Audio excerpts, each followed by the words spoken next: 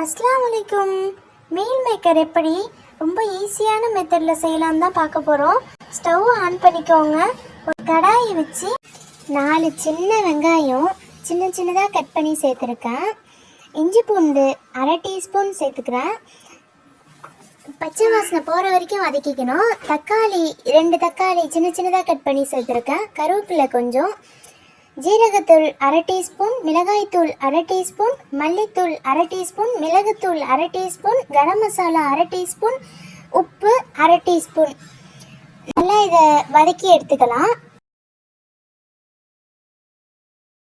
4 இல்லை 5 table spoon தண்ணி சேர்த்துக்கிறேன். பெருஞ்சீரகத்தூள் 1/2 டீஸ்பூன் சேர்த்துக்கிறேன். இப்போது நம்ம மீல் மேக்கர் எடுத்து வச்சதை சேர்த்துக்கலாம்.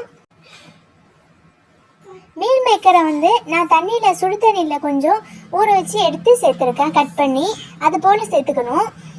மசாலாவில் போட்டு நல்லா எல்லாத்தையும் பரட்டி எடுத்துக்கலாம். இப்போது நம்மளுடைய சுவையான மீல் மேக்கர் ரெடி. ட்ரை பண்ணி பாருங்கள். வீடியோ எப்படி இருக்குன்னு கமெண்ட் பண்ணுங்கள்.